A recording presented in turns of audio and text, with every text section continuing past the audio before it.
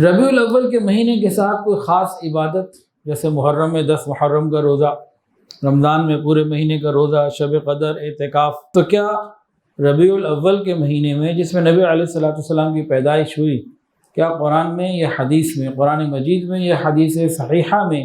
کوئی خاص عبادت، کوئی خاص ذکر، کوئی خاص درود شریف، کوئی خاص نفل، کوئی خاص طریقہ کہ اتنی رکعتوں میں یہ کر لو تو یہ ہو جائے گا، یا 12 ربیع الاول کی رات کا کوئی خاص طریقہ، کوئی ایسی چیز کہیں موجود ہے؟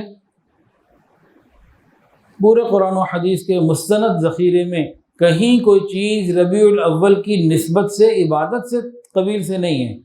کہ جی ربیع الاول میں دن میں یا رات میں، یا 12 کی رات یا 8 کی رات یا 9 کی رات، کیونکہ 8 اور 9 کے بھی اقوال ہیں نا، کہ بھئی اس نسبت سے کوئی عمل تو کہیں بھی مستند جگہ پہ منقول نہیں۔ تو یہ تو بات ہو گئی اس اعتبار سے کہ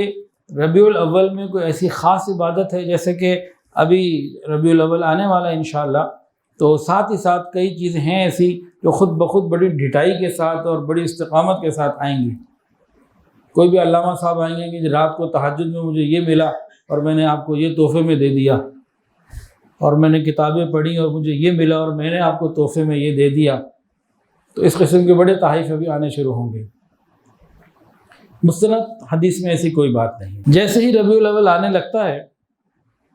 تو ایک جھوٹی اور من گھڑت بات رسول اللہ صلی اللہ علیہ وسلم سے جوڑ کر پیش کی جاتی ہے، اور بڑی ڈھٹائی کے ساتھ اور بڑی استقامت کے ساتھ، بڑی پابندی کے ساتھ پیش کی جاتی ہے۔ کئی لوگوں نے تو مجھے بھیج دی، آپ لوگوں کو بھی ملی ہوگی، کہ جی فلانی تاریخ کو ربیع الاول ہے، اور جس نے ربیع الاول کی سب سے پہلے مبارکباد دی اس پہ جنت واجب۔ یہ انٹرنیٹ کا دین ہے، واٹس ایپ کا دین ہے، سوشل میڈیا کا دین ہے، یہ رسول اللہ صلی اللہ علیہ وسلم کا دین نہیں ہے۔ اب یہ بات من گھڑت ہے، موضوع روایت ہے، غلط ہے، جھوٹ ہے، بہتان ہے، ایسا کچھ نہیں۔ لیکن علماء اس کو جتنا مرضی بتاتے رہیں کہ یہ غلط ہے، لیکن اس کے باوجود یہ اسی طریقے سے، اسی شد و مت کے ساتھ آتی جائے گی۔ اس کو مٹانے والا، ختم کرنے والا بھی کوئی نہیں، اس کو روکنے والا بھی کوئی نہیں۔ اس کا نتیجہ کیا ہوگا؟ جو لوگ تو علماء سے تعلق رکھتے ہیں، آنا جانا رکھتے ہیں، ان کو تو پتہ لگ جائے گا کہ یہ بات غلط ہے، اور جو لوگ علماء سے دور ہیں وہ اس جھوٹی بات کو حقیقت سمجھ کے اس کو باقاعدہ ثواب کی نیت سے آگے بھیجیں گے اور سمجھیں گے ہم جنتی ہو گئے۔ سارا سود کھاؤ، شراب پیو، گانے گاؤ، جو مرضی کرو، بس ربیع الاول کی مبارکباد چونکہ میں نے پہلے دے دی تھی، بس جنت میری ہو گئی۔ تو جو لوگ علماء سے دور ہیں ان کے لیے بڑا خطرہ ہے اس میں۔ اب رہ گئی بات